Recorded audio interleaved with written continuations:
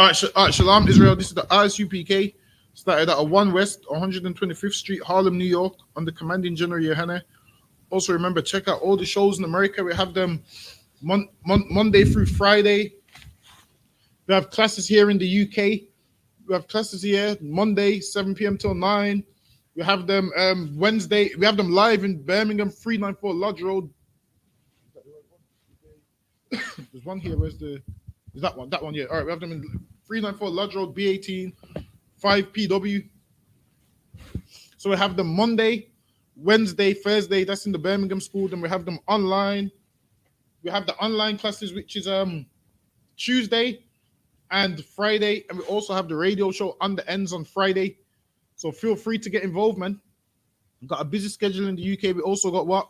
The feast day coming up, which is the Feast of Purim, which is a 2-day feast, which is the 14th of February and the 15th of February lands on a Monday and Tuesday.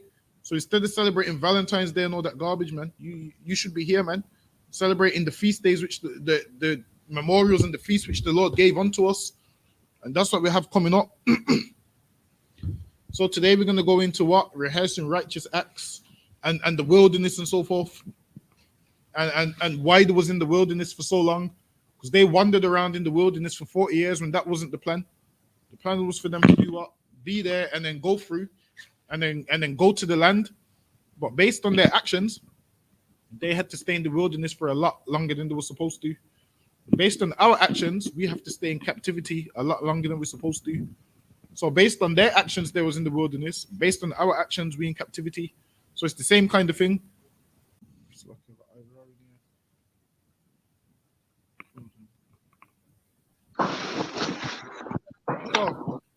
Shalom, sir. Yahweh Hashem Yoshai Barakatah. Hold on 1 second. Let me just try to get it on the TV.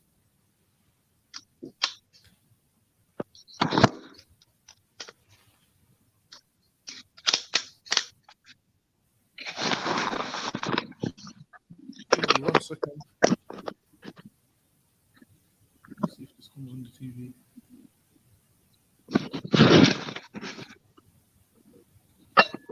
Yeah, there you go. You might have to put on that speaker from the cut as well. Let's see if there's some aux.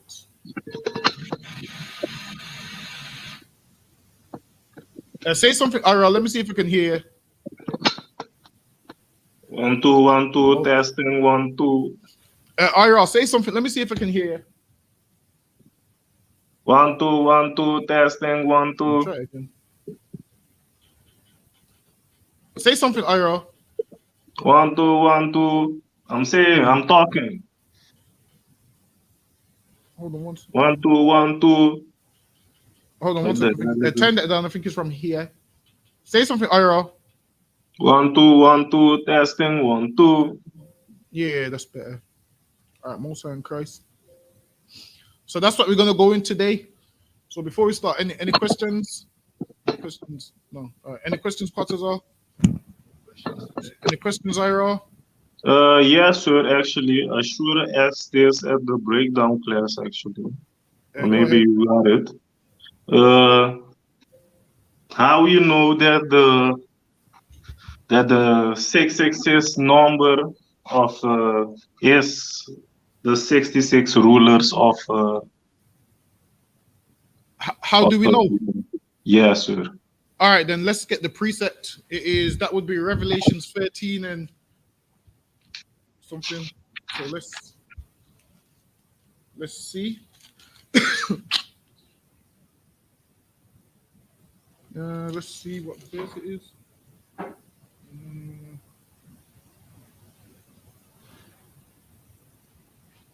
Yeah, go ahead.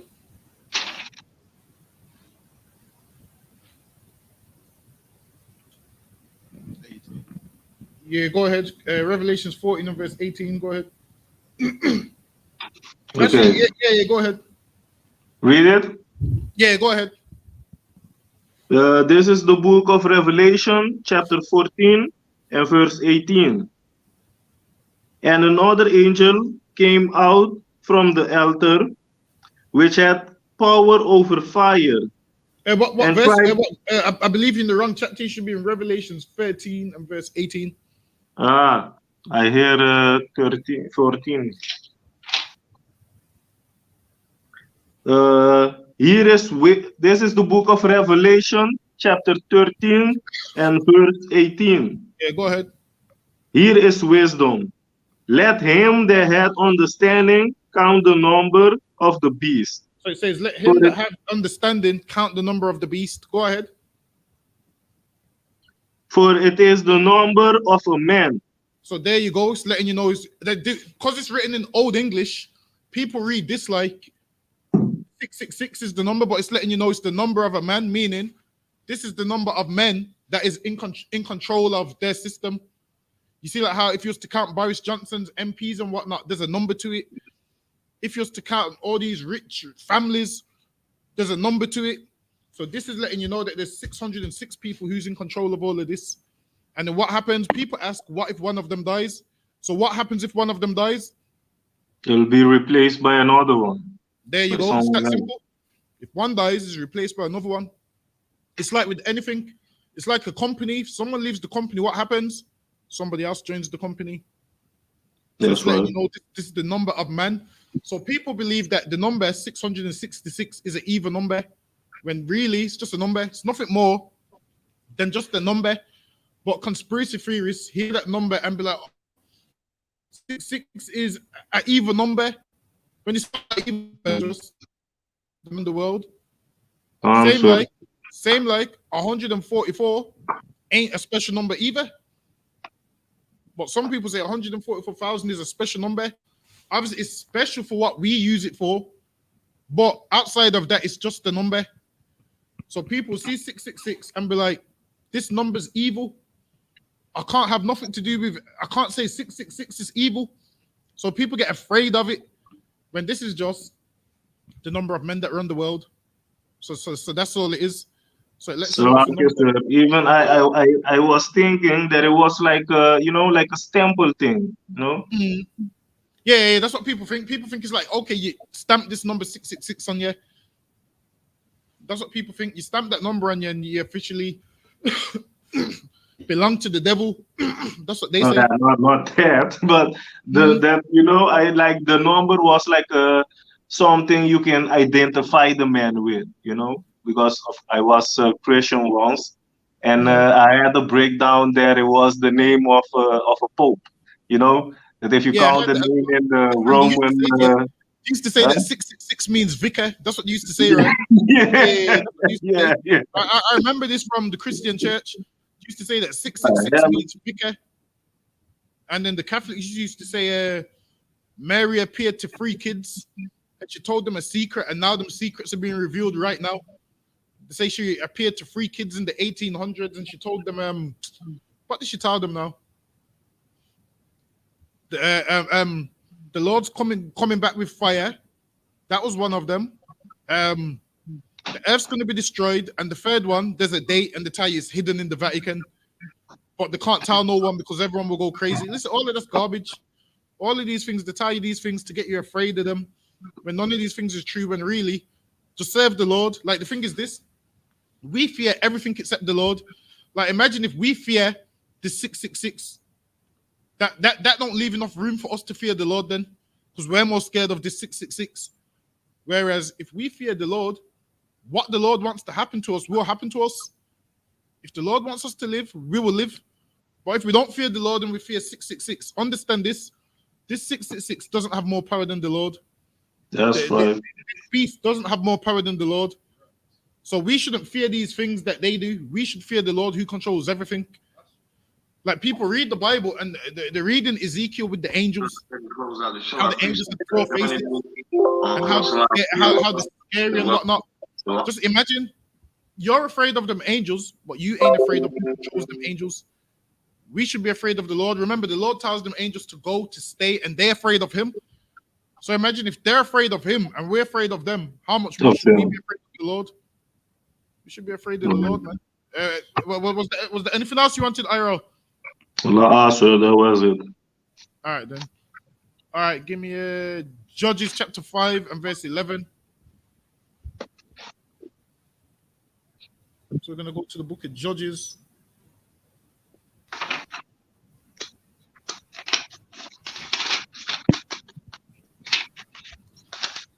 Chapter 5 and verse 11.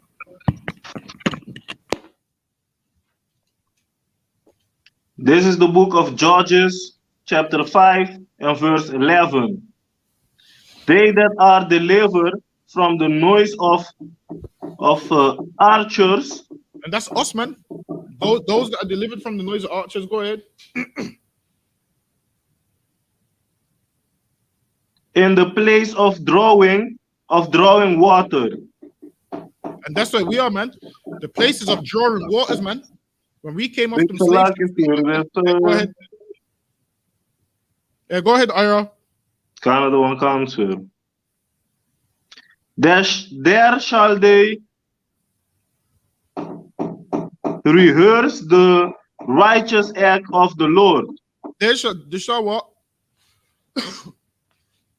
It says we shall rehearse the righteous acts of the Lord. Yeah. Meaning, some people say, like what you'll hear is some people say, oh, we can't keep the laws because we're not in our land.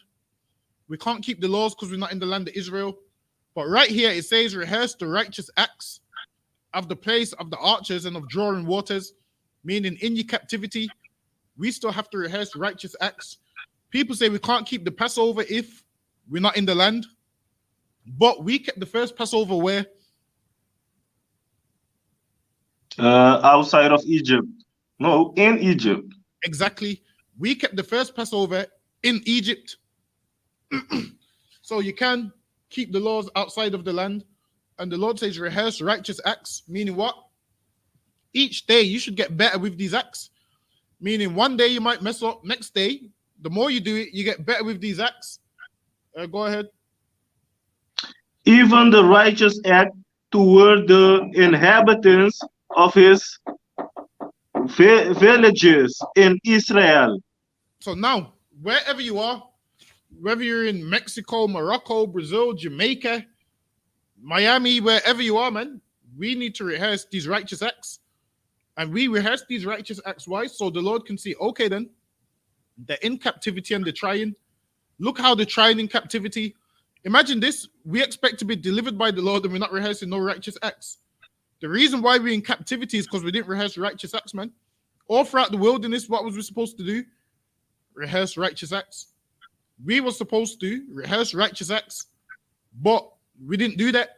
We was in in the land of Israel, wanted to serve every other nation's God, wanted to worship every image that we're seeing, wanted to worship all the gods of the Africans, wanted to hold on to their practices. Till this day, we hold on to their practices, man.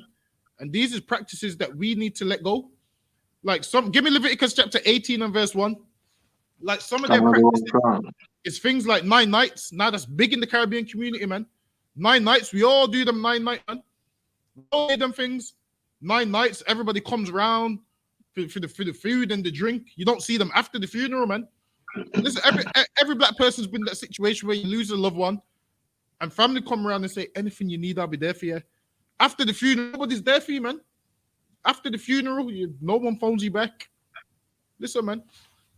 That is an African custom, 9 nights, whereas what you will see, our custom was someone dies, you wrap them up in sackcloth, and you put them in a tomb or in the ground, and just that's it, man. But African culture is we go and worship for, we go and celebrate for 9 days because their spirit's passing over to the other side, and if you don't give them a good send off, and then back then they used to leave food out for them. So they would leave food out. So they would leave a plate of food out and say, yeah, this person's going to come and eat their last meal. When no one eats the meal, man, because once you pass away, you're gone, man. You go into the ground, your spirit goes before the Most High. You judge based on your actions. He opens the book, and then you come back down on the earth as a baby, man. You come back down on the earth in the condition that the Lord wants you in. Like people think, oh, reincarnation ain't real and whatnot. Whereas when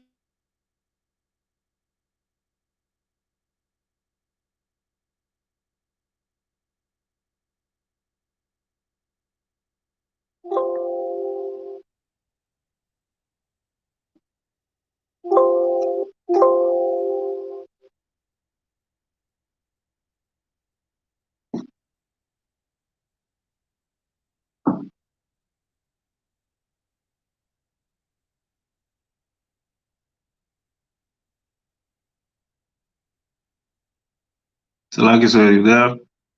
Probably not. Okay.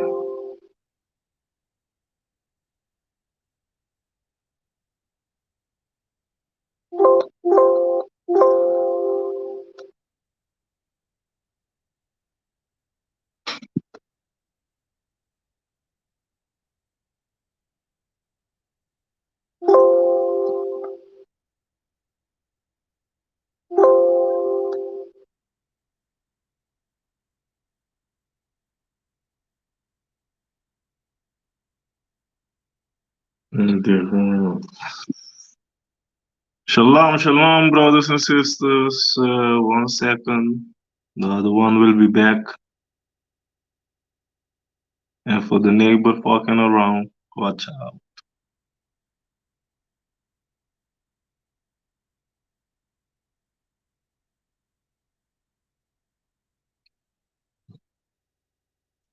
Want die kan die man niet sparen net als klein geld.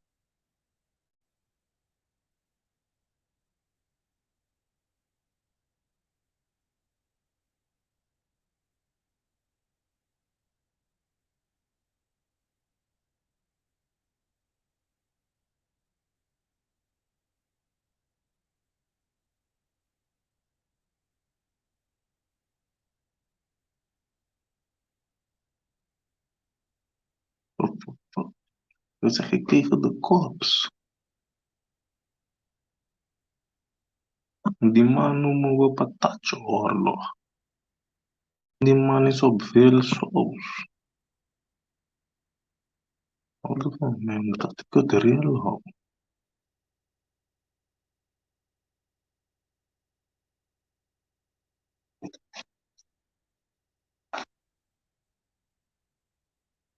Oh bro, oh no.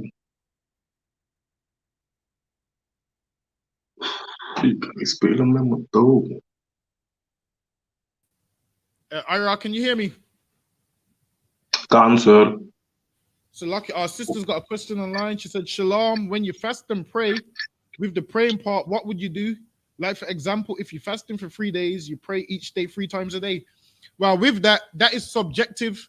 Like, you can pray however much you want to pray. So if you wanted to pray 10 times a day, that's fine. It's more down to you. It's subjective. So however much times you wanted to pray, that's up to you. But so like Ira, get me that preset where it says don't make your prayers repetitive. I believe it's Matthew 5 somewhere. Shall I hold Leviticus 18 and 1? Give me the praying one. And it was? I believe it might be Matthew 5 and hold on, give me a second. When Christ teaches them. Give me 1 second. It might be Matthew 6, so lucky. Yeah, give me a prayer?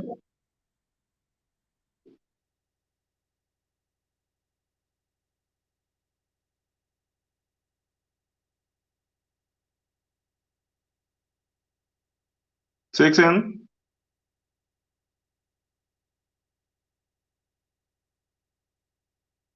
Okay, let me double check. It gotta be a habit tonight. Oh, bro. Oh. Let me see.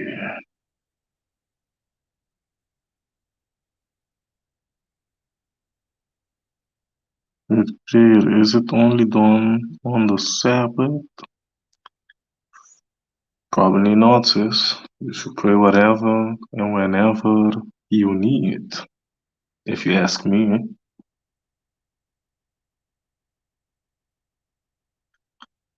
Just and pray.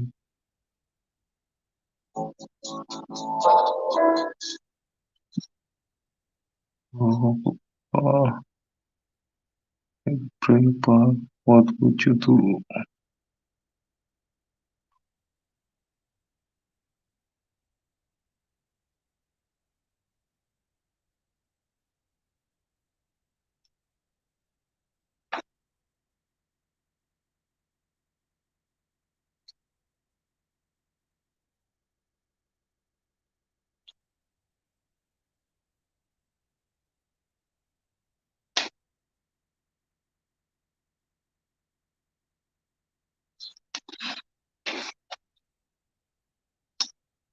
I want to say something, but I think we should wait on the other one better. But we ain't no Muslims.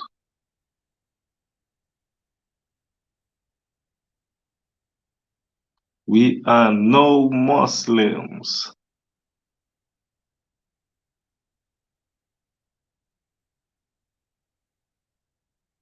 Salakia, bear with us a minute. The other one will be back shortly.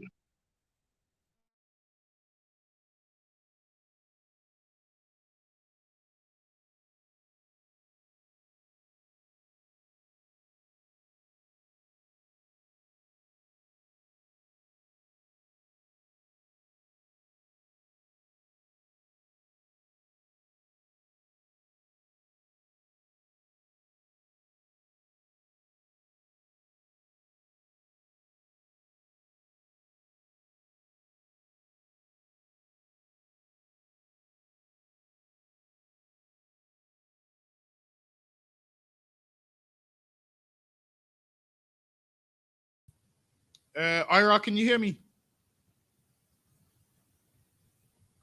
Cancer. I do. All right then.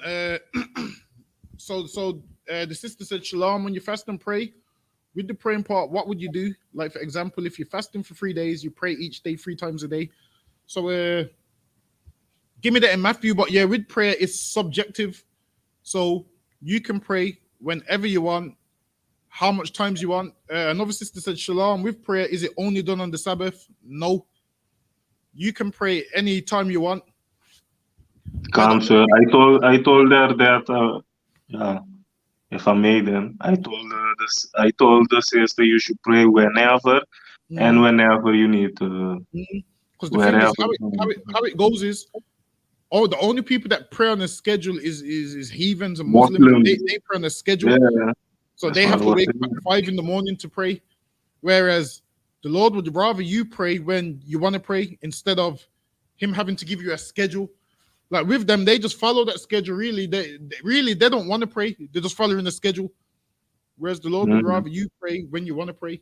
So give me that in Matthew 6, Salakia. 6 and? Matthew 6 and 5.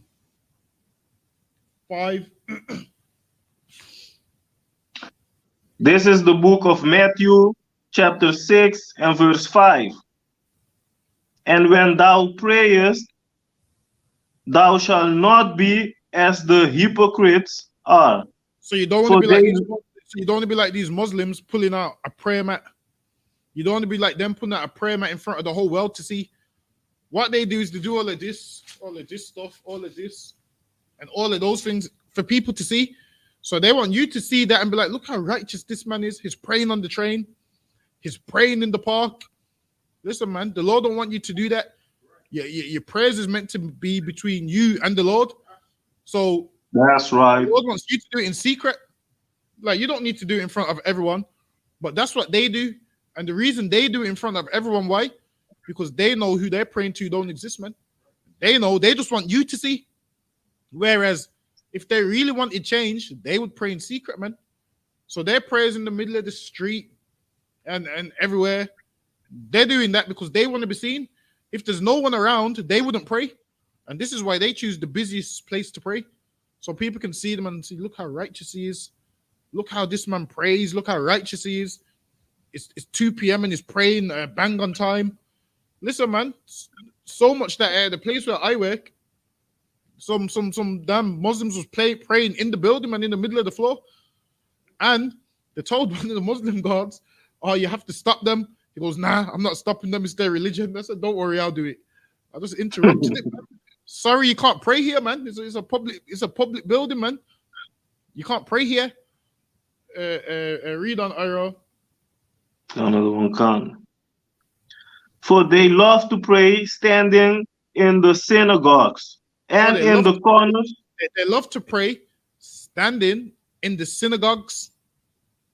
So now they would be there praying in front of everyone, in front of the whole world to see. So they would be there praying. Does anyone know the difference between what a synagogue is? Canada one cancer was like the temple. No, the temple and the synagogue is two different things, but it It's could like be. basically like a church or like a school where they went to gather together and yeah, from what I can take out of it because So yeah, uh, a synagogue is basically just a gathering of Jews. That's it. So they'll give it a name. If loads of Jews gather, they'll call it a synagogue. Hold on, let me pull up the definition. It gives us the right one.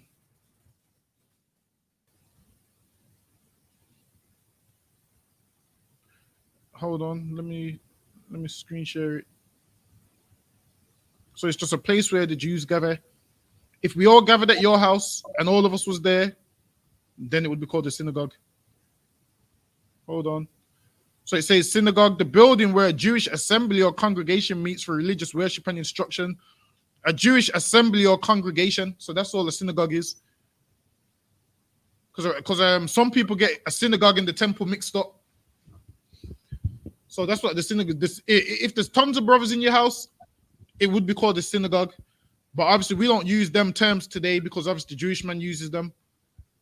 So yeah, we don't use them terms. But read on IRA. Canada So one we'll just call it the cancer. brotherhood or whatever. We'll call it the brotherhood, the school, the brothers. That's what we'll call it. The Akim. That's what we'll call it. But obviously back then they called it a synagogue. Go ahead.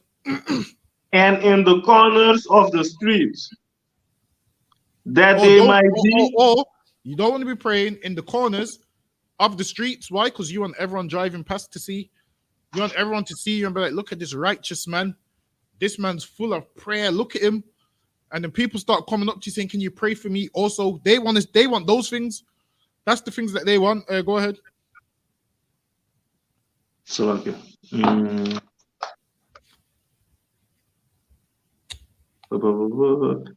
That they might be seen of men. That there might be what? That they might be seen of men. They don't care about their prayer to God. They want you to see them. So you talk about them like they're so righteous. This man would never harm anything because he's so righteous. He prays 5 times a day, man. He ain't going to do that. Not realizing this man might probably one of the worstest people you ever come across. Read on. But because he prays 5 times a day, you think that makes him righteous? You think that makes him right and perfect because he prays 5 times a day? When praying 5 times a day don't make you righteous, man. Your actions make you righteous.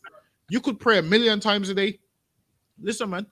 DMX used to rap and pray 1,000,000 times on stage, man.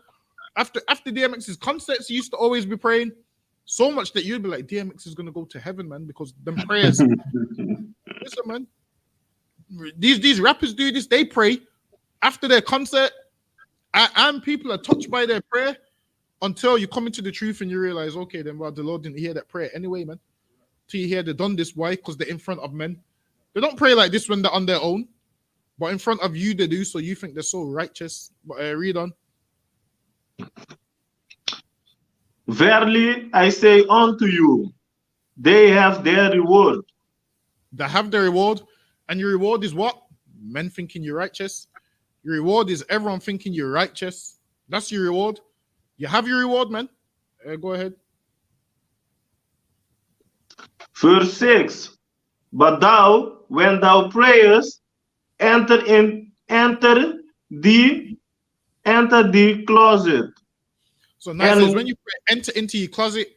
Now people that read this carnally think they have to thy closet. and shut the door behind them. When it says that this just means go somewhere quiet. Just means go somewhere where no one else is. People think enter into your closet means you actually go in your wardrobe, mess up all the clothes and shut the door behind you. It don't mean that, man. It means you go somewhere quiet and you pray not in the sight of men. You go out of the sight of men and then you do your prayer. Go ahead. And when thou hast shut thy door, pray to the Father, which is in secret. Pray to the Father, which is in secret. Why? Because you can't see the Most High. So you pray to him in secret. What these people are doing, they're praying before men because men can see them.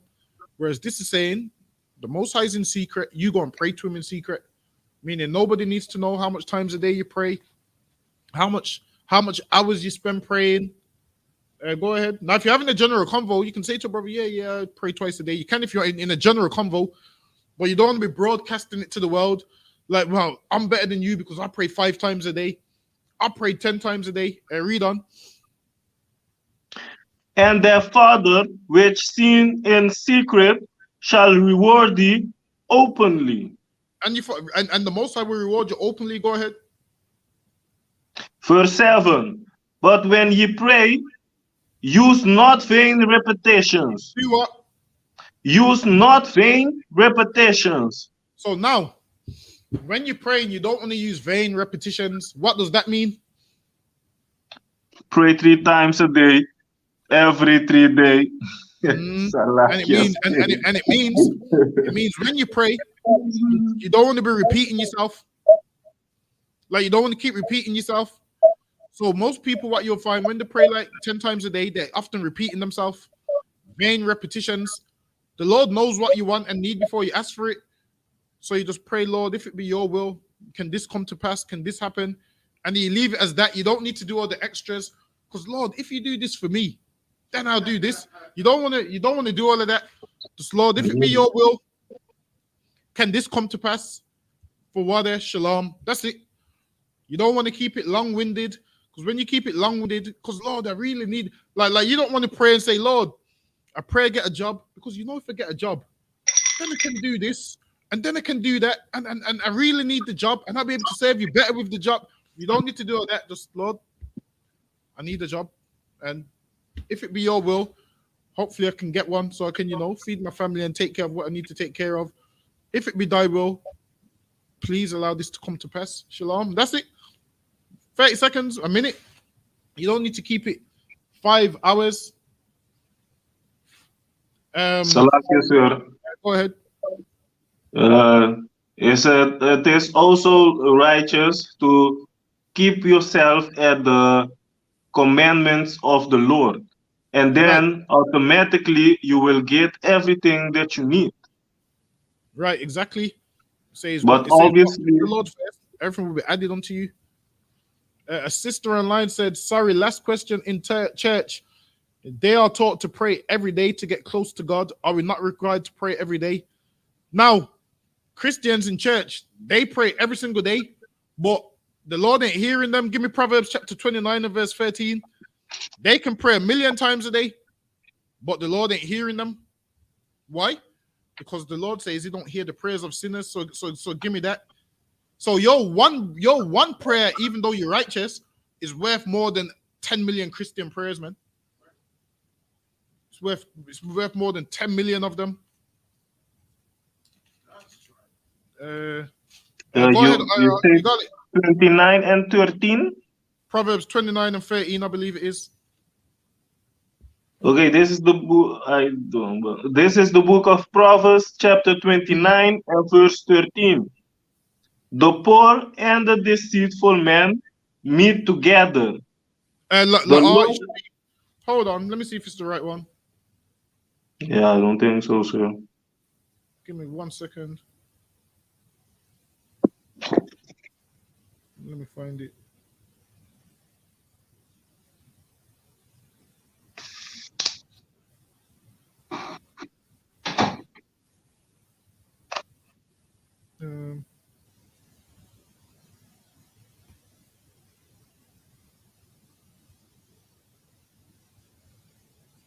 Hold on, let me Google it. Excuse us.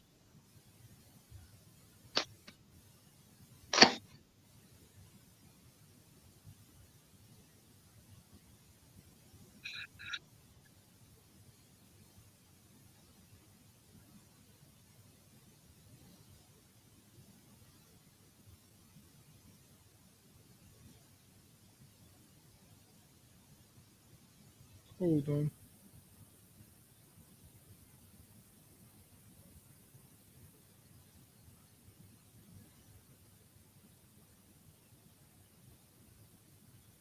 Damn, how did that one slip my mind? I used to pull it every.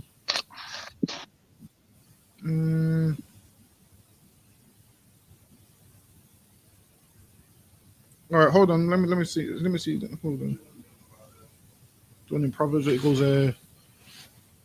the abomination, the sinner's prayer is an abomination, basically. I'm sure it's in Proverbs.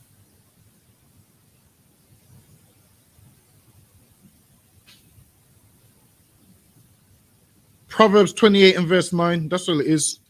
So lucky, yeah. Proverbs 28 and 9. I knew I was close. This is the book of Proverbs, chapter 28 and verse 9. He that turneth away his ear from hearing the law. That's what Christians do, man. They turn away their ear from hearing the law. So in church, the pastor says, pray every day to get closer to God. They turn away their ears from hearing the law.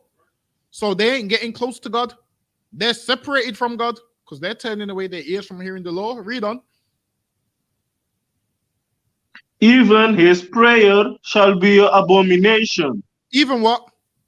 Even his prayer shall be an abomination. It says, even his prayer shall be an abomination. So you can pray 1,000,000 times a day, thinking the more you pray, you're getting closer to God. Your prayer is an abomination, man. You ain't getting closer to God if you turn away your ear from hearing the law. Give me Isaiah chapter 59 and verse 1. Go ahead, you can read it if you got it. Go ahead. This is Proverbs chapter 15 and verse 29. The Lord is far from the wicked. The Lord is what? Far from the wicked. Now you get closer to God with prayer. Far from the wicked. The Lord is far from the wicked, no matter how much times you pray, man. Now, what makes you wicked? Your actions, man. That's right. What you carry out, what you do. That's what makes you wicked, man. Right. And it says the Lord is far from the wicked. So you can pray 1,000,000 times a day. But guess what? The Lord ain't hearing them prayers if you turn away your ear from hearing the law. That's right. Now there's a kind of sinner out there where the Lord will be merciful towards them. Like there's a sinner out there who acknowledges that they're wrong, who acknowledges that they're messing up, who says, you know what, I'm trying to do better. Lord, bear with me. Give me time. I'm going to get right. Now that brother there, the Lord might hear that brother's prayer and be like, well, he's trying. And there's another sinner who's proud and who's like, you know what, I'm just going to do this because, you know, the Lord knows my heart. Like the Christians do.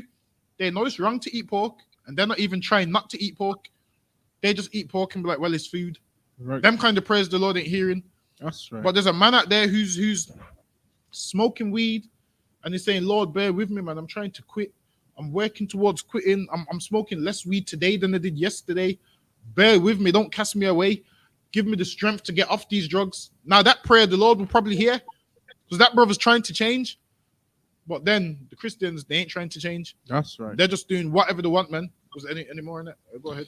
But he heareth the prayer of the righteous. But what? But he heareth the prayer of the righteous. So if the righteous prays 1 time a day and the unrighteous 1,000 times a day, the Lord hears that one prayer, man. And that unrighteous man, the Lord ain't hearing his prayer. That's right. Go ahead, Ira. What was your holding? Isaiah 59 and verse 1. Yeah, go ahead. I believe it's Isaiah 59 and 1. Go ahead. This is the book of Isaiah, chapter 59 and verse 1. Behold, the Lord's hand is not shorted, that it cannot save. The Lord's hand ain't shortened that it cannot save, meaning the Lord can save us anytime he wants, man. His hand ain't shortened. Go ahead. Neither his ear heavy, that Neither it cannot hear. heavy that it can't hear. Meaning the Lord hears our prayers, man. The Lord's ears ain't heavy that it can't hear our prayers. Go ahead. Meaning what? We pray to be saved. The Lord's hand ain't shortened that it can't save us. And his ears not heavy that it can't hear us. Go ahead. Verse 2. But your iniquities have separated us. What you what? But your iniquities. So the reason the Lord don't save us, the reason the Lord don't hear our prayers, it's not because his hands shortened. It's not because his ears heavy. The reason the Lord don't save us is because what? And he don't hear our prayers is because what? Because of your iniquities. Because of our iniquities, meaning our transgressions. That's why. That's which has separated us from the Lord. So all these Christians saying, "Oh, pray to get closer to God," that's a lie, man. Like, what separates us from God is us breaking His laws. That's what That's separated right. us from being in the land of Israel. That's what separated us from everything that we had. That's what separated us from being the richest nation on the earth and the best nation on the earth. What separated us is our iniquities. So now we have to wake up in cold England where there's ice in the car in the morning, man. And your boss ain't understanding as to why you're 5 minutes late. You tell him I needed to defrost the car, and he's saying why you should get up 5 minutes earlier. He ain't understanding, man. You're shivering in the car the whole journey. Listen, man, I'll be getting up 7 a.m. and I'm shivering. I'm trying to warm up the car. And I have to stand in the kitchen. Listen, man, because we don't keep laws, I have to stand in the kitchen window and watch my car, man. Make sure no one drives off with it. Listen, man, you see, if we was keeping the laws, I could go back and lie down in bed for 10 minutes, man. Because I know a brother's not going to rob my car because he's keeping the laws. Nowadays, there's no laws whatsoever, man. You leave your car, you leave your key in the engine, and you turn around. Your car's gone, man. Your car's gone. Ira, is there any more in that you're reading? A little bit, sir. Go ahead. And your sin have separated between you and your God. And your sin, and our sins have done what? Salaki, sir, I should get it from the start back. Verse 2. Go ahead. But your iniquities have separated between you and your God. This is what separates us from our God, man. Our iniquities, our sins, and our transgressions, man. That's what separates us. No, it's nothing to do with we don't pray enough times a day, or we need to pray more times a day. It's our iniquities. Is there any more on that? Cancel the last part. And your sin have hide his face from you. And there that you go. He will be. The Lord's hid his face from us because of our sins, because of our transgressions. Another sister online said, Salaki sir, when fasting to afflict your soul, how long is long enough? Do you fast until you can't fast no more? Basically, that one there is subjective as well. Ira, give me a Numbers chapter 30 and verse 2. So now what would happen is, if you was going to do certain things to afflict your soul, you would make a vow to the Lord. And then you would make your vow. Let's say you made your vow for 2 days. I'm going to fast for 2 days because I'm making this vow. Then you would have to stick to that vow that you made for 2 days. So you don't want to make a vow that you can't keep. Because if you make a vow that you can't keep and then you break it, then obviously the Lord ain't going to take you serious. So with that vow, you would make the vow to the Lord. So say you would say, all right, then I'm going to make a vow that I'm going to fast for 2 days. Then you would do it for 2 days. And so you would afflict yourself for 2 days, if that's what you chose to do. Or you could say, I'm going to make a vow for a day. So you could make a vow for a day. And then if you realize, okay, it was a breeze, then you could make another vow to do it for longer. So you wouldn't want to just make a vow for the first time and say, I'm going to afflict myself for 5 days.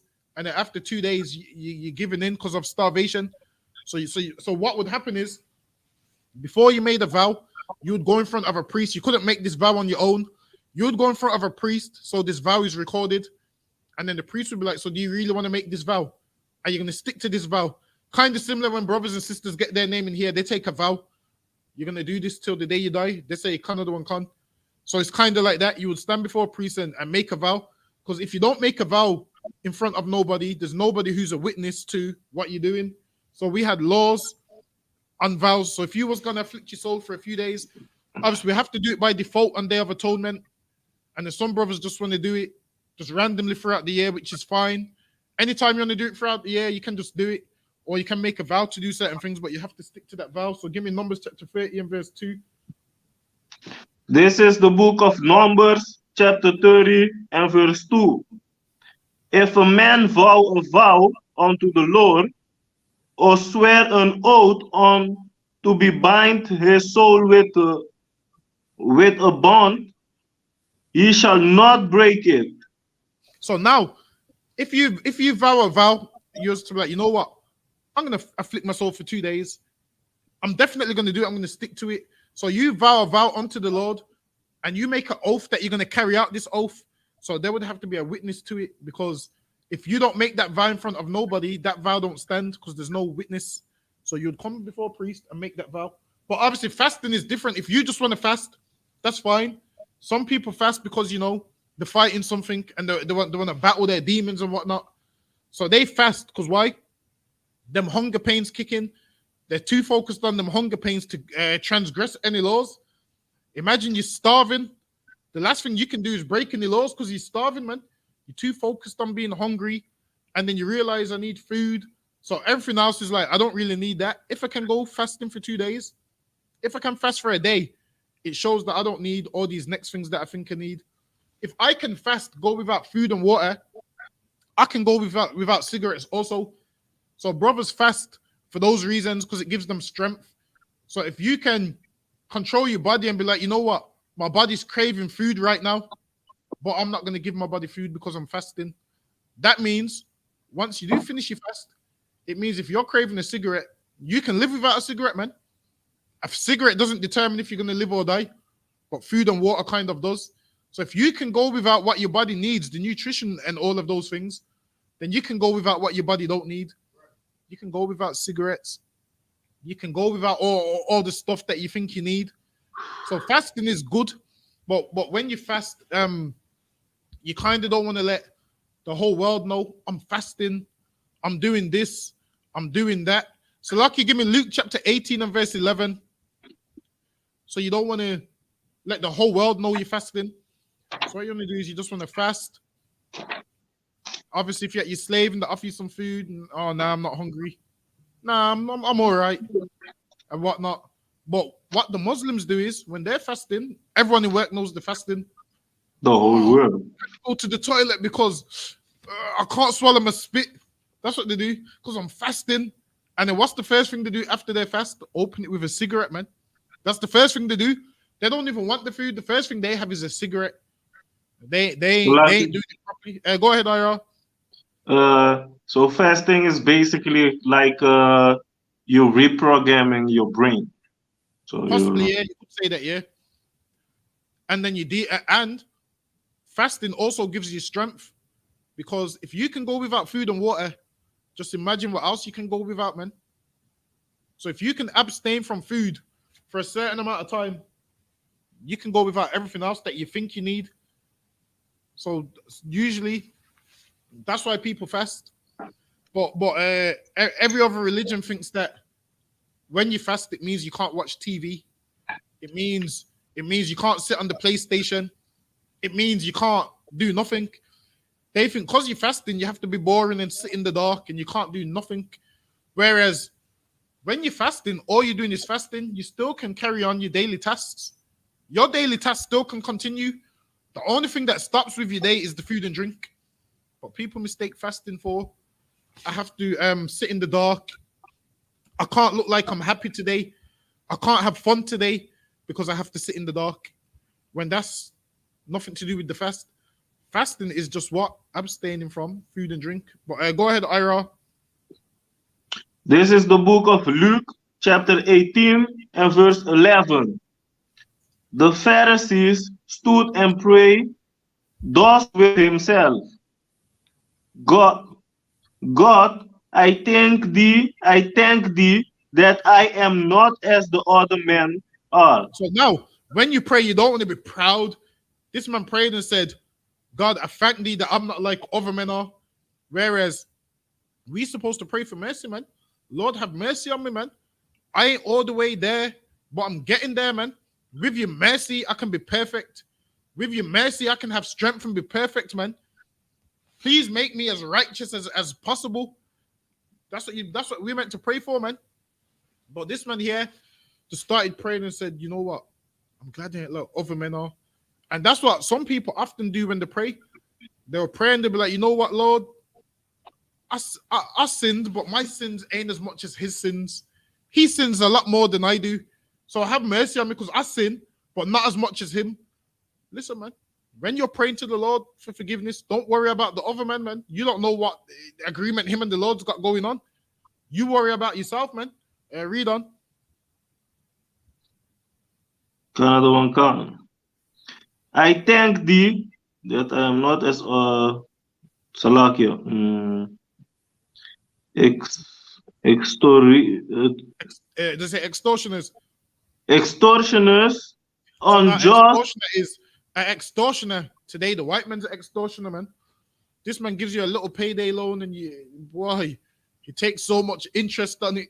Listen, if you know anything about them payday loans, man, you're desperate, so you have to get them. And this man puts interest on the payday loan, man, which means then you have to take out a next payday loan and the next payday loan. They're extortioners, man. Like the Lord told us as people, we can't be extortioners to one another. If I borrow you £20, all you pay me back is £20. That's the law. Instead of, this is how these nations get rich of us, loans. Go ahead. Another one come. Unjust, adulterers. So now this man said, I thank God that I'm not like them. Unjust, adulterers, which is all wrong to be. It's all wrong things to be. Go ahead. Or even as the publican. Or even as this publican, because a publican, back then their job was what? They worked for the Romans. So they was like the tax collectors. So the publican today is those people that we all hate, man. The bailiffs. Them bailiffs come to your house, man. If you hear something bad happens to a bailiff, you're happy. Because you're like, well, this man tried to take my TV away. You're happy. You ain't gonna cry for him. You're gonna be like, yo, he serves his right, man. He come to take my house, my TV, come to repossess my goods. We don't feel sorry for them. A publican back then is like a bailiff today. Like one time there was a black bailiff, man. He had leukemia, and he needed a donor, and he needed a black donor, and all the black people was like, nah, so he can come and take more of our TVs, and everyone said, no. They said, I ain't gonna be a donor for this man. And this was he needed a donor, man. I think he got one in the end, but you know how black people are. Black people like, nah, I ain't giving this man a thing. After this man's taking our TVs, taking our PlayStations, our kids' toys, I ain't gonna be a donor for him. So he would have been a publican back then. Go ahead. Verse 12. I fast twice in the week. I do what? I fast twice in the week. So you don't want to do it like this. With your fast, you don't want to be bragging about it. I fast more than you fast. I pray more than you pray, because it's not a bragging thing. So that's why the Lord says, when you pray, go in your closet. Right. That's what the Lord says, when you fast, put oil on your face and don't let nobody know that you're fasting. Because people do it as a bragging thing. So they'll be like, I fast twice a week. I pray 5 times a day. I pray every day. I pray 6 times a day. So I would say I pray 5 times a day. Next man would say, wow, I pray 7 times a day. Whereas if a man tells you he prays 5 times a day, okay, cool, that's it. You just say, okay, cool. You ain't got to tell him how much times you pray a day, because it's not a bragging thing. So just let them brag. While we really serve the Lord when we go into our closet, man. We really pray to the Lord when we go into our closet. We don't do it to come out and brag and say, well, I'm more righteous than you because I pray 5 times a day. Whereas your actions determine that you're not more righteous than us, man. Is there anyone that IRA? Is that it? I think so, sir. I keep saying that, things that he's bluffing himself, you can say. Hold on, let me see. He gives tithes and, Yeah. But if you like to, I'm going to keep reading. You say. Now, you can drop that. Give me Leviticus chapter 18 and verse 1. Okay. So I hope that answers the questions online. If there's any more, just type them in and we'll get to them. Read on. Yeah, give me Leviticus chapter 18 and verse 1.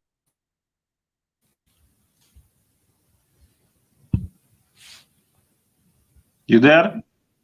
Yeah, go ahead, Leviticus. Yeah, go ahead, Leviticus 18 and 1.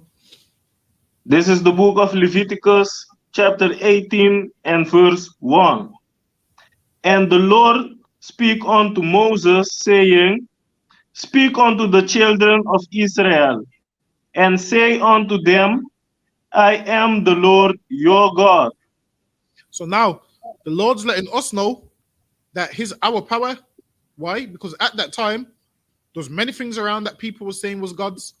All in Egypt, they was worshipping a million different gods. And this is why Moses had to say, well, when I go to the children of Israel and they ask me what's his name, what should I say? Why? Because they're in Egypt where there's a million different gods. So the Lord had to let them know who he is and let us know who he is. Because before this, we was worshipping them African gods and whatnot, cows and goats and half vulture and half man. That's what we was worshipping. So then Moses went to them in their mind. They're just like, well, this is just another god because we've been worshipping about 400 of them. So this is just 401 now. So the Lord had to make a distinction and show that he's our God. Let them keep their gods, but he had to show that he's our God. And he done it by doing what? Destroying them Egyptians and their gods. Read on. Verse 3. After the doing of the land of Egypt, wherein ye dwell, ye not do. Now, Shall ye not do? What happens when you're around the heathen nation? You tend to do what the heathens do. So you take on their practices. And this is why we heavily involved in Christmas, in Easter, in birthdays. Why? Because we're around the heathen nation that celebrate these things. Now, being around the Egyptians, they was homosexuals. So our people would have looked at that, and because they've been around the Egyptians for all them years, it would have just seemed like the norm. Like now, it seems like the norm. Everyone outside of the truth, men love two women kissing. Men love it, and that's actually a craze for them. It turns them on that two women are kissing, and that happens from living amongst another nation, whereas they okay, and then you've just been brought up in this society where you've seen it on TV, you've seen it in music videos, so it becomes normal. So this is why we must rehearse righteous acts, or if we don't rehearse righteous acts, what's going to happen? Our children is going to be the same as how the Egyptians is today. We're going to be the same as how the white man is. We're going to be doing all of his homosexual activities. We're going to be celebrating all of his holidays. Why? Because we're around them, and then they control what goes on the TV. They control what we watch. They control what we see. They control what's popping. And then whatever they say is popping, we then jump on the bandwagon and want to be a part of it. Now you got everybody talking about what's this thing with pushing P, whatever the hell that is. If you go on Instagram, you see all these little TikTok crazes, all these little dances that the whole world gets involved in. They're all silly, to be fair, but I read on.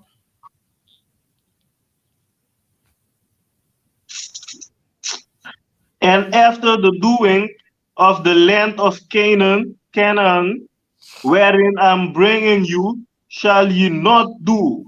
So the land of Canaan is the land of Israel, but it was called the land of Canaan. Why? Because the Canaanites was there. The Canaanites were there. That's why.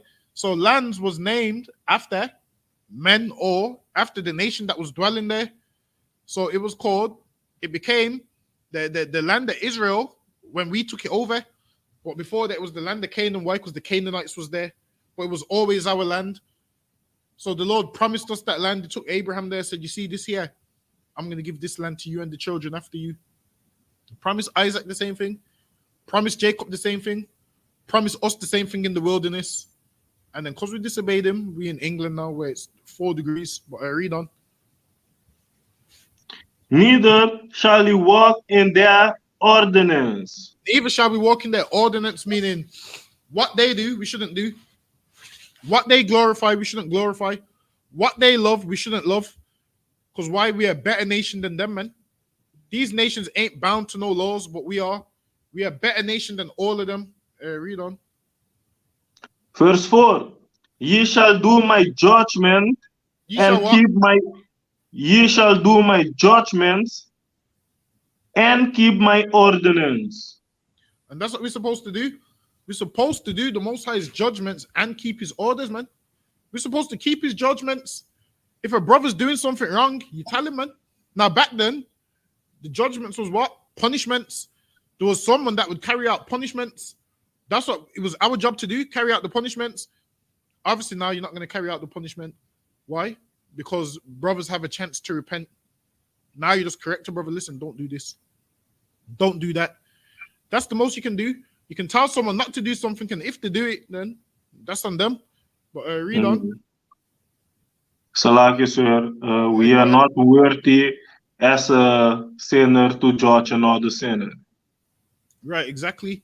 Because now, if you judge one sinner for doing something wrong, then you have to go judge your mother, your father, your grandparents, because they've celebrated Christmas, they celebrate Easter. So we can't pick and choose. Because what would happen is if we still had that power to carry out the judgments, what would happen? We would only carry out the judgments on people we don't like. We would only carry out the judgment people stand. But then when it comes to our loved ones, we would give them a pass. When it doesn't work like that, if you're a judge, you have to be a righteous judge. Meaning, if it's a close family doing something wrong, they would have to get that judgment too, man. We can't be like this oppressor that picks and chooses who gets a life sentence and who don't. With him, only black people seem to get the longest sentences. But when it comes to his people, they get probation. Like Prince Andrew having that civil case lawsuit, man, for sexual assault. And I don't understand why people are so surprised. If you know anything about the British Empire and the royal and the so-called royal family, they've been heavily into sexually assaulting people for years, man. They've been raping people. I mean, the British Empire was raping everybody, man. The British Empire goes to your land to rape it and rob it and steal all your resources. And then we're surprised that Prince Andrew's got a sex assault case. There's nothing to be surprised about, man. Just look at the nation that you're dealing with. It's normal for them. Salaki, sir, 1 second, I'll be back. That's when I'm surprised, because black people don't commit them acts. That's when I'm surprised. But when it comes to them other nations, I'm surprised. So, like Ira, what was you gonna say? That's lucky. I think he's quickly on toilet. Pick up that from the Ira, Leviticus 8. I mean, Quatazar, Leviticus 18 and what verse is it?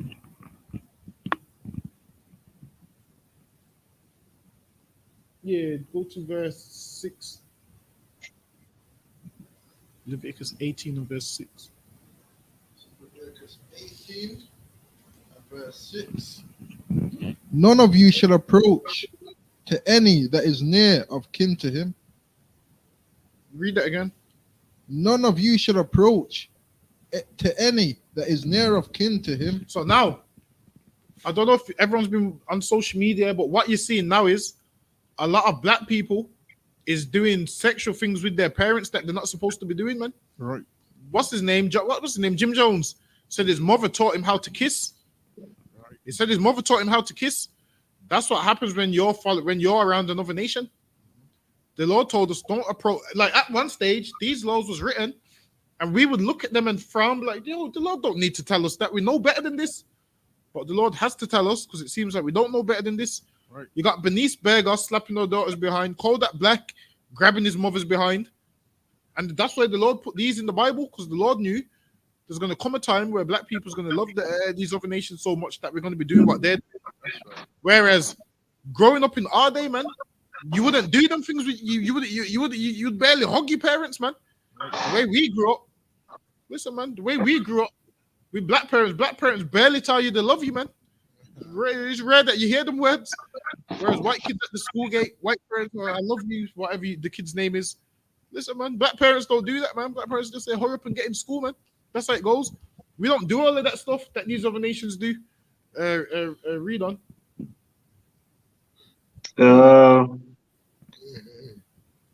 Verse 4. 1 second, I'm gonna let Quatazar read something. I'll let you jump back in, Ira. Go ahead. To uncover their nakedness. Meaning, you ain't supposed to see your near kin in certain ways, man. You ain't supposed to see their nakedness. Meaning, their stuff is supposed to be covered to you, man. You ain't supposed to know what your mom's behind feels like, man. Right. You're not supposed to know them things. You're not supposed to know what tongue kissing your mom's like, man. That's your father's nakedness. This is your mother, man. You ain't supposed to know them things. That's right. But when you're around another nation, then you will do what they do. You'll think it's okay to grope your mom and laugh like it's a joke. It's not a joke, man. The Lord said, don't uncover their nakedness. And this is what we've started to do in this place. Right? Because we've been around the heathens for too long. That's right. And we're not rehearsing righteous acts. If we was rehearsing righteous acts, we would be rehearsing this right now. That's right. So now your next of kin is basically your aunties, your uncle, your mother, your grandparents, and so forth. Now, in the Bible, you can marry your cousin, but obviously, I wouldn't advise you to go and do it because there's so much women on the earth that you can marry who's not your direct cousin. Right. Technically, we all cousins, but we're far related cousins. But you don't want to go marry your. There's just no need to do it because there's so much sisters on the earth that you could have. Right. So you don't need to do that. But that wouldn't be near of kin. Near of kin is more your aunties, your uncles, your grandparents, your mother, your father. That's your near of kin. That's what it would be, but your cousin wouldn't be near of kin. So now don't be trying to go out there and marry because you can marry one of your far cousins who you're not to see at all the family barbecues. Now, if you do, it's not unlawful. Lord be with you, but I wouldn't do it. If you want to do that, that's fine. I can't judge you because it's lawful, but I wouldn't do it. So lucky. Go ahead. Each to their own, but I wouldn't advise you to. Go ahead. The nakedness of thy father or the nakedness of thy mother. There you go. So no nakedness, you shouldn't uncover the nakedness of your father.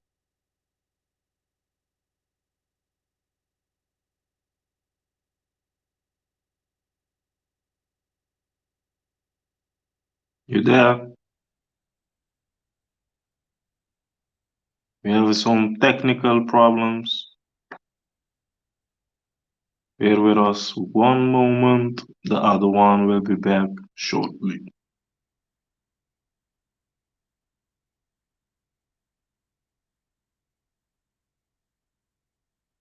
In the meanwhile, you can go to the bathroom, grab a drink. You won't want to miss the class. Matter of fact, I'm gonna do that too.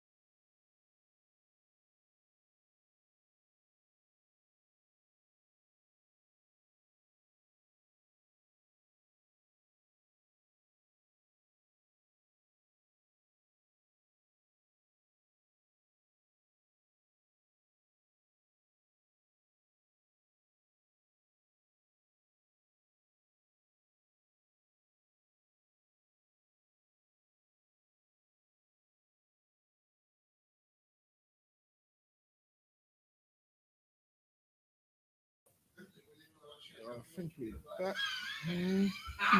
Yeah. We're back. Ira, can you hear us? Cancer, Hold on. Ira, can you hear us? cancer, can I do? Say something, Ira. I can't hear Shalom, shalom. you. See if that speaker's gonna do. Because sometimes it goes off when it's not in use. Say something, Ira. Shalom, shalom. Still not?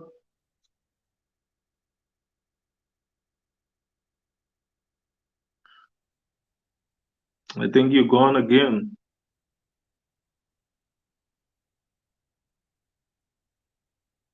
Some difficulties of the difficulties today, brothers and sisters.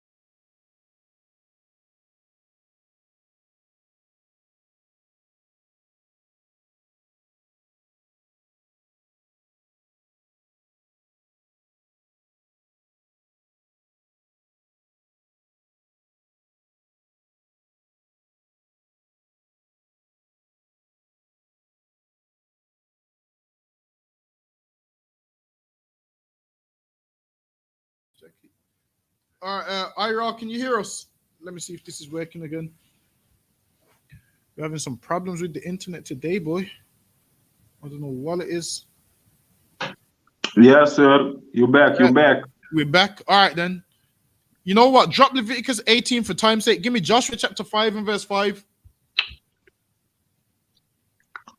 For time's sake. Chapter 5 and verse 5.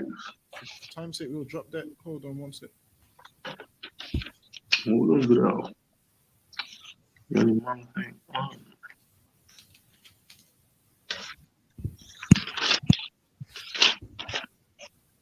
This is the book of Joshua, chapter 5 and verse 5. Now all the people that came out were circumcised.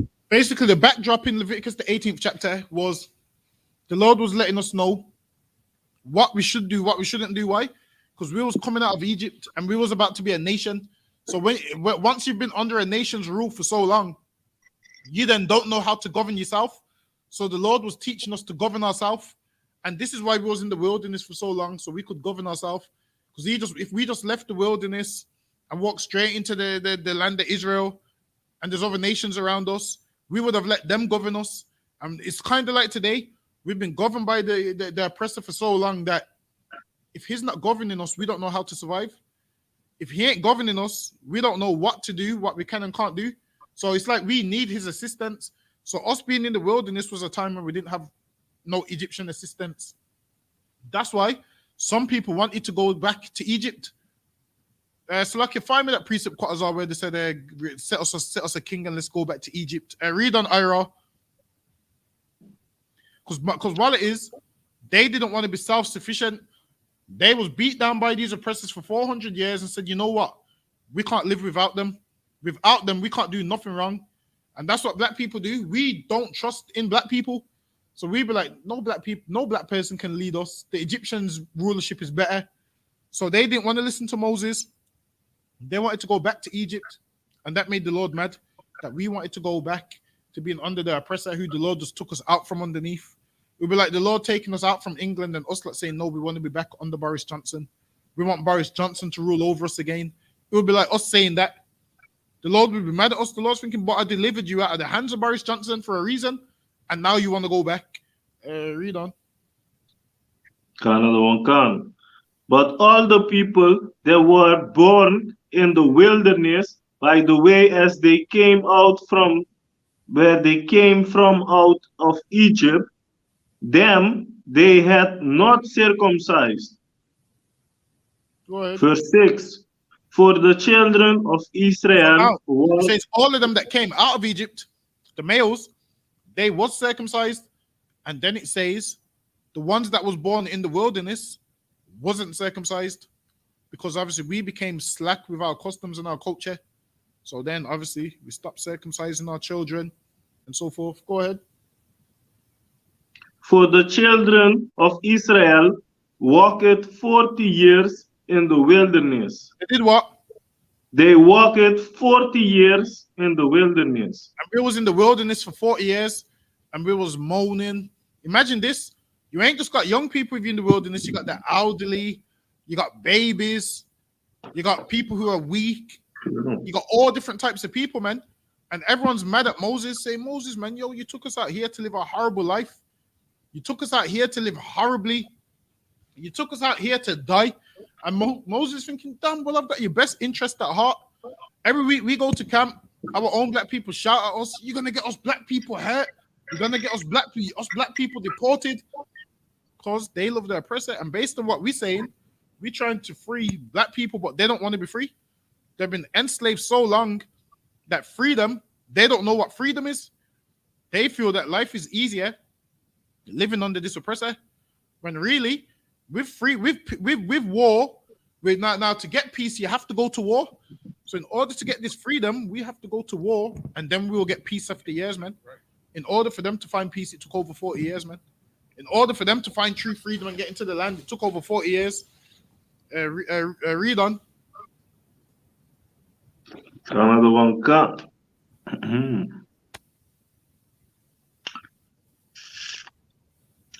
Tell all the people there were men of war which came out of Egypt were consumed. So now all these men of war, these warriors, man, these Israelites, these warriors, they died in the wilderness. Why? Because we wasn't rehearsing righteous acts, man. And the Lord said, you know what? I ain't gonna let these niggas walk into the land, man. They won't see it, but their children will see it. Why? Based on our actions. And what verse you at? I'm at verse 6, sir. Go ahead.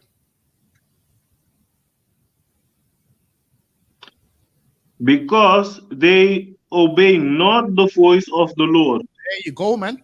And we ain't gonna walk into the Lord's kingdom, man. We ain't gonna walk into the kingdom of heaven if we don't obey his voice. So rehearsing righteous acts starts now, or we ain't walking into no kingdom, man. We're gonna be consumed in Handsworth and Newtown and Aston.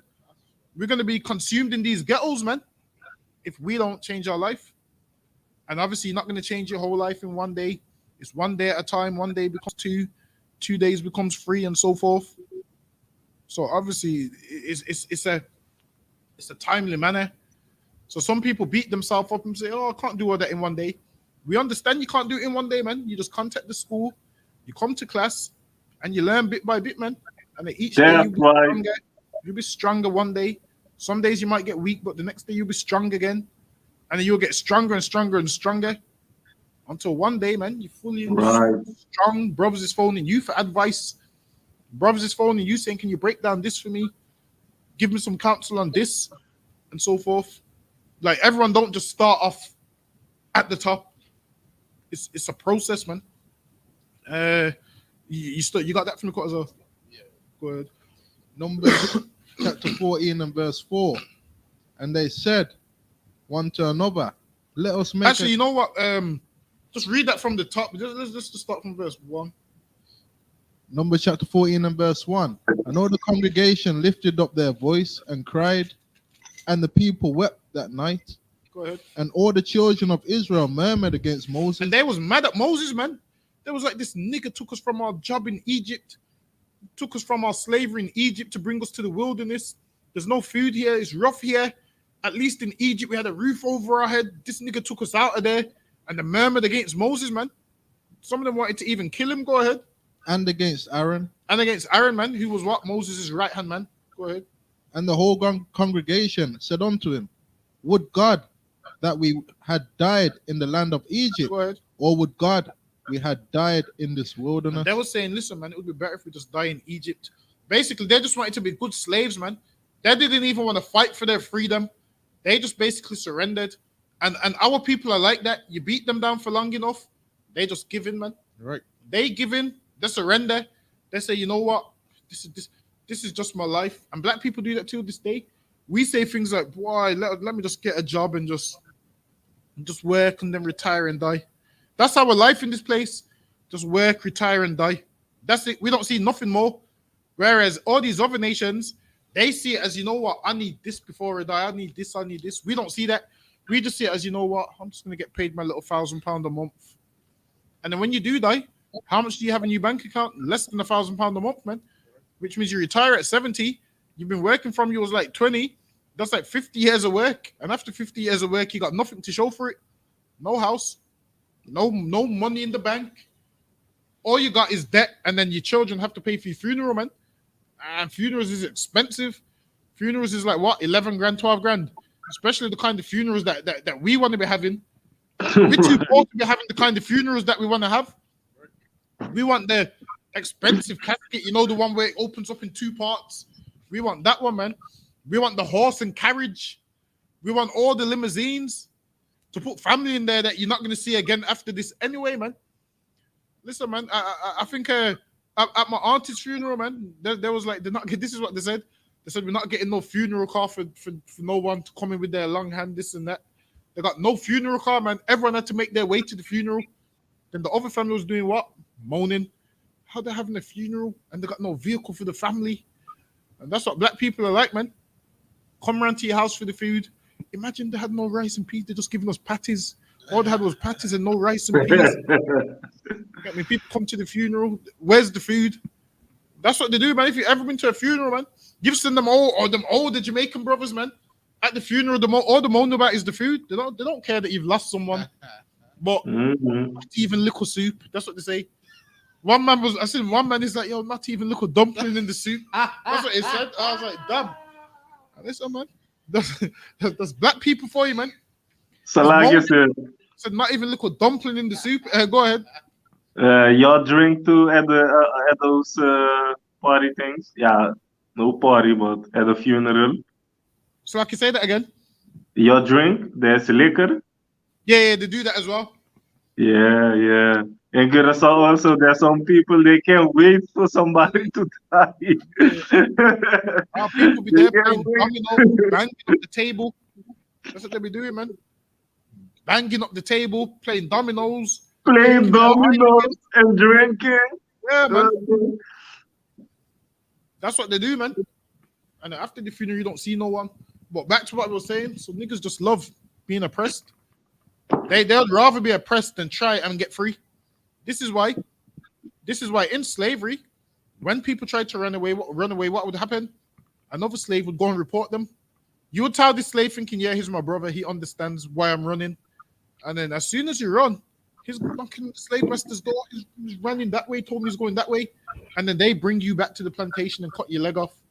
All because this man's thinking, if he runs away and gets free, the rest of us is going to get punished. So that's why they would do it. Fear tactic. If you get away, they would punish the other slaves. And then when that happens, and then Ira, you see when that happens, what happens is you see the brother that runs away and gets everyone else punished. We end up being mad at that brother. Yeah. Oh, you got all of us beaten. When really, we should be mad at the man who's beating us, man. It's That a good brother's trying tactic. to save his life. We should be mad at the man who's beating us, not be mad at the brother for him running away. Go ahead, Cortazar. Was a good tactic, sir.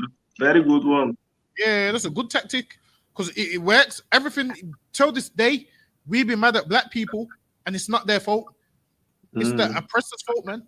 He's the man that didn't have to beat you, but he decides to beat you. This brother's just trying to run to save his life. He knows that he wasn't born to be a slave, so he's trying to free himself from that, and he runs for the hills. Go ahead.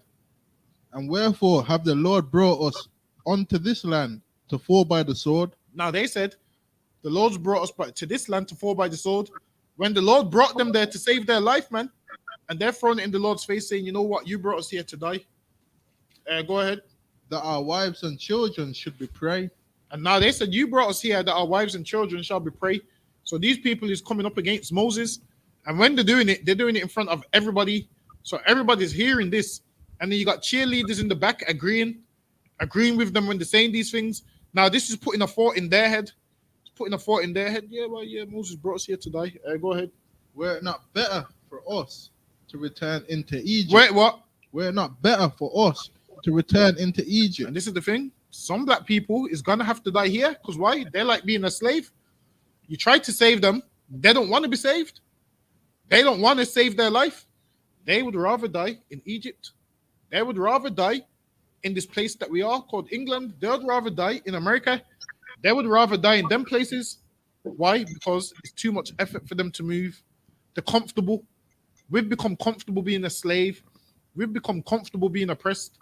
And we ain't supposed to be comfortable living like that. Go ahead. And they said one to another, "Let us make a captain." Let us what? Let us make a captain. So they said, "Damn you, Moses. We're going to set up our own leaders. Let us make a captain." Meaning, let's put someone in charge of us. Let's find a man that can rule over us because we don't want Moses' authority. We don't want the Lord ruling over us. So we're going to set up our own captain. Go ahead. And let us return into Egypt. And they said, we're going right back to Egypt, man. They was willing to go back and serve them Egyptians. The Lord took them away from that hard bondage. The Lord said, "I've seen your hard bondage. I've heard your prayers." We prayed because we was oppressed in Egypt. And then once we was in the wilderness, what happened? We wanted to go back to Egypt. And that usually happens, man. Sometimes things that you pray for, the Lord will give it to you. And then when you get it, you realize that's not what you wanted, man. So when we pray, sometimes we need to be careful what we pray for, man. They prayed to leave Egypt. The Lord took them out of Egypt. Then they wanted to go back. Read on. Salaki, sir, if I may say something what you were saying, that what you just say is going to be a big problem for Christians because they praying a lot of them praying for, for the heavens to come, that Jesus come back, without knowing that they are the first one who are going to be screaming, "No, don't kill them. No, don't kill them." Meanwhile, all this time you're praying for death. Because when the Lord turns back, he's going to take revenge out on the Edomites, on these white people. So why the hell? And now you crying to save them also? Right. That's going to be a problem. People are always on this. "Oh, I want Christ to come back. I want him to come back." And then when he comes back and they see how strict he is, they're going to regret wanting him to come back. That's right. When they realize you're not going to be getting away with half the stuff you're getting away with. When they realize how stern and strict he is, they're going to realize that he ain't what they've been taught he is, man. We've been taught that Jesus Christ is some, man that hugs and kisses everybody and he speaks with a soft voice. Nah, man. Christ used to check his men left and right, man. Peter used to check Peter, man. One time Peter goes, "Yo, should we call down fire from heaven?" Christ checked him, man. "Yo, what spirit are you in?" He checked Peter as well and said, "Yo, get behind me, Satan, man." Now, if you can't take a check-in now, imagine if you can't take a check-in now, you're not going to be able to take one when Christ returns, man. So now, you get checked, Take it, man. If a brother corrects you, take it. Because what do you think Christ is going to do when he comes? Correct you, man. And you can't go all up in your feelings. He checked Judas so bad that Judas had him killed, man. He checked him so bad that Judas was convicted and ran to the Romans, man, and got him killed. That's how bad he checked him, man. Obviously, well, it is because we've been brainwashed by Christianity. When we read the Bible, we just read it like Christ was just having a conversation, when really he was checking them, man. And he checked him so bad that Judas couldn't take it, man. I said, I need to get him out the way, man. Go ahead. Then Moses and Aaron fell on their faces before all the assembly of the congregation of the children of Israel, and Joshua the son of Nun, and Caleb the son of Jephunneh. Yeah, what verse you at? 6. Go ahead. Which of them that searched the land rent their clothes? They rent their clothes, man. This was a way you would show you was mourning back then. You'd rent your clothes, you put ashes on your head, so people would know you was mourning. Nowadays, people know you're mourning now. You know why? Because you go to Facebook and tell the whole world. You go to Facebook and put your baby father on blast on Facebook. That's how we know you're mourning nowadays. Back then, they'd rent their clothes, but now you just go to Facebook. This is on Facebook. All your dirty laundry's on Facebook. Imagine this. I have to log on Facebook and see the insults about me on Facebook. Imagine. I'm got the notifications on my phone. I'm saying, and the screenshots of what you're saying about me. Listen, man. That's how we know you're mourning today, because women go to Facebook, and it all goes on Facebook, and it all goes on Instagram, and their mind is, I done it because I was angry. So what happens when they calm down? They post a picture of you and them loved up, and everyone knows. Everyone knows. Yesterday, he was talking about how dirty you are. You don't shower. You this, you that. Now the whole what? Now certain things in the house should stay in the house. If your husband don't want to shower, Facebook shouldn't know. Facebook shouldn't know, man. This is what you do. You buy him some nice deodorant and soaps, and you try and persuade him. Say, take a shower with him. Take a shower with him. Even that. Or you say I bet he gonna take a shower then. You convince him, like, you see these that I brought you, these new boxes that I brought you, you can change them ones, and I brought you some new ones. No one on Facebook needs to know he don't change his boxes and all of those things, because women post all these things on Facebook. And then when you settle back down with that man, what happens? You act like happy families, and you done it because you was angry. And this is why we need to control our emotions, man. Controlling your emotions is key. Some women cheat on their husband. Why? Because they was angry. Because I was upset. And then what happens when you're not upset no more? You regret it. And then you want to come back to this man. Oh, I had sex with that man because I was upset. What else are you going to do when you're upset? Listen, man. Sometimes you can be upset and you can just go to bed, man. You can just go to bed and say, okay, we'll sort it out in the morning. You don't have to go to Facebook and the internet. But when people are upset, the internet becomes their best friend, and they vent to strangers. And when you vent on Facebook, what happens? A man that's been dying to have sex with you, he realizes, oh, there's a problem in our marriage. And then he jumps in your inbox and tells you all the words you want to hear. And then you go around to his house, and this man just uses you. And then what? You try to go back to your husband. Send back to that all showering, man. It becomes your shoulder to cry on. It becomes your shoulder to cry on. And then before you know it, you're full on having sex with another man that's not your husband, man. This is why you don't want to vent on Facebook. You open up portals that you didn't even know you could open. There's men watching, waiting for you. They're waiting to see a clink in your marriage, man, so they can jump in. Because men sit back and wait. They sit back and every day they're looking at your relationship status. Has she put single yet? Is she in a mood today? They do all of these things, man. But read on for time's sake. Go ahead. And they spake unto all the company of the children of Israel, saying, the land which we passed through to search it is an exceedingly good land. So now, Moses and Aaron is trying to convince the people, yo, just stay strong, man. What we searched out is a good land. Like in here, man, we tell brothers what we fighting for is for a good cause, man. Don't worry about how the white man tells you our images, how they call us rebels, this and that. Don't worry about he tells you our images. But what we're doing is for a good cause, man. What we're doing is what? Is going to free black people. Is going to get black people off drugs. It's going to stop our daughters and sisters from being whores. It's going to change all of that, man. It's going to change all of that. It's going to change our whole life. That's right. That's what we're doing, man. Like right now, you might not see the vision. You just see it as these angry black men on the corner. That's all you see, these angry black men on the corner with a microphone. Don't worry, man. This is going to change lives, man. This what we're doing right here is going to change our life and your life. What we're doing is we're making this community safe for your children, man. What we're doing right now is we're raising our children right, so our children ain't out there harming your children. So your children ain't harming nobody else's children. That's what we're doing in here, man. Making a better community for your children, for our children. We're making a safer place for your children and our children. That's what we're doing in the I.S.U.P.K, man. Moses was right. Right now, you might not see the vision, but that land that we spied out is an exceedingly good land, and it's for you. Read on. If the Lord delight in us, then he will bring us into this land. I mean, if we do the right things by the Lord, then we will get that land which is promised for us, man. We do the right things by the Lord, we will get that crown which is promised for us. We will get all these things which is promised for us, all these things which is stored up for us. There'll be no more oppression, no more 9 to 5, no more none of that garbage, man. None of it. If we do what's right by the Lord, we'll have all these things. Read on. And give it us. And what? And give it us. And listen, man. If the Lord delights in us, then the Lord will give us the kingdom of heaven, man. Right. The Lord will give us all the wealth we need, all the riches, everything we need, good health, wealth, everything. If the Lord delights in us. But if the Lord don't delight in us, guess what happens? You die of an overdose in Handsworth, man. Right. You get shot to death in Aston.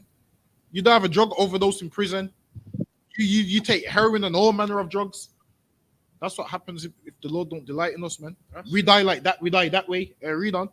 A land which floweth with milk and honey. Meaning this land had the best of everything, man. This land had the best everything. And they will tell you that that land was like the most fertile and everything. They'll tell you that that land produced the best everything.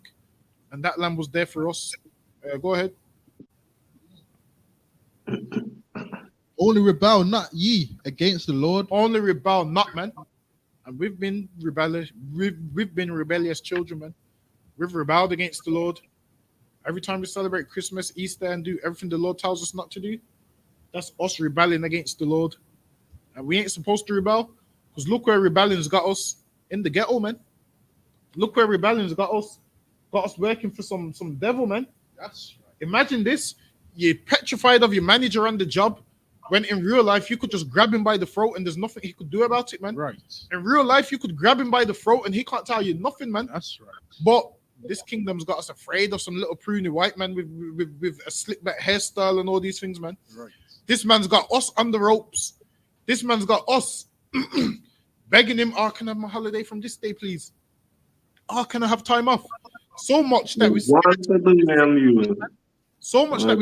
phone in sick for work because of this little skinny little man that we could just grab by the throat and he couldn't do nothing about it. Right. But because of our position in this earth now, we're scared to even phone in sick. This man's telling us we have a half an hour break, an hour break. This man's telling us you can't have your phone on you, leave your phone in the drawer. You can't take an important call. This one. So like, say that again. So like I said, I was saying, when he say that, then he getting the backside of that. He getting this one. He getting this. Exactly. If your phone where? This man dictates what you can and can't do. You can't have your phone on you. Listen, man. Fine, you can't have your phone on you. There's ways around it, man. This is what you do. You get an Apple Watch, man. You get an Apple Watch and say it's for the time. Because with the Apple Watch, you can still see your messages and whatnot, man. There's ways around it. You have to be smart sometimes. You get the Apple Watch. They ask you why you keep looking at the watch. Because I keep looking at the time. That's it. Right. They say it's a Fitbit. Listen, man. The Fitbits you can't even read your messages on now. There's ways around it, man. Imagine this. They expect you to do a 10, 12-hour shift and you can't have your phone on you. Listen, man. With our life, emergencies happen. We need to keep our phone on us, man. There's more to life than the job that we have. And when we and in our kingdom, we're going to see that, man. The more we serve the Lord, we're going to see there's more to life than working for this oppressor. And then you become less stressed also. Once you realize that everything in this earth is, it's not that big of a deal. Money and all of them things don't bother you no more. All of these things that you would usually chase and feel suicidal and depressed over, no longer bothers you no more. Like when you see the brown letters come through the post, listen, man, being black, man, we would rather have no letters than letters, man. Because when you see them brown letters and there's bills in there, you know it's a bill. Every letter that comes through the post, you know it's a fine. Speeding ticket, especially them ones, man. 3 points, or you've parked in somewhere, £60 fine. So much that oppressing these white people, they love getting letters, man, because you know it's family writing them letters. When we get letters, it's never good news, man. All these letters that we get is bad news, it's fines, it's court dates, child support letters. Letters that come through our door is bad news, man. So much, half the time you want to seal up the letterbox, man. You know, no letters to come through. You want to seal up the letterbox. That's how bad it is for us, man. And that's what happens when you're oppressed, man.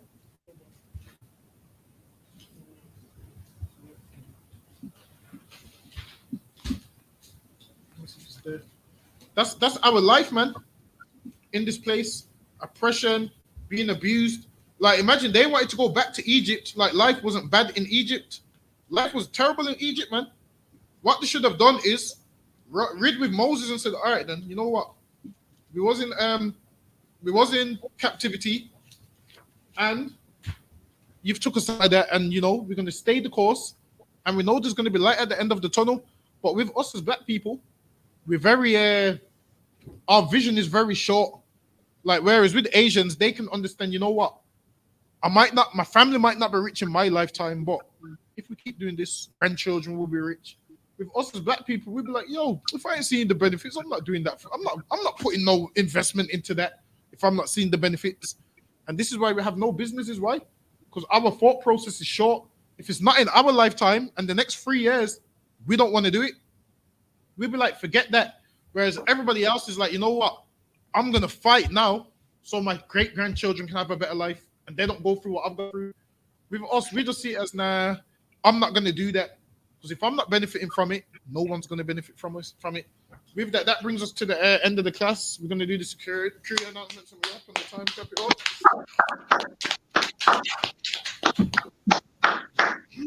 This is the I.S.U.P.K security announcements, where the I.S.U.P.K started at 1 West, 125th Street, Harlem, New York. Rule for new brother and sister. When a new brother or sister comes into the school, they are off limits for 6 months. They are to be saluted only.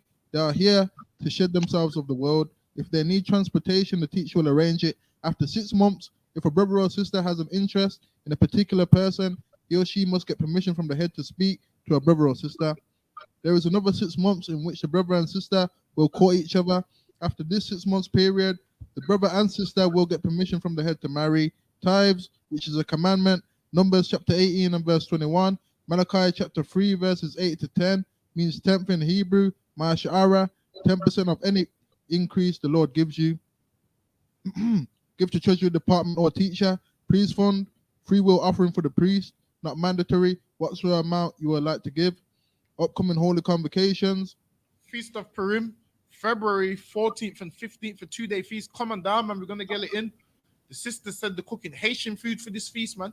I've never had a Haitian food in my life, but we're about to have it, man. And you know anything about these sisters in the school, their cooking is on point, man. The best I've ever had. Right. Listen, man, come on down to the feast day, February 14th and 15th.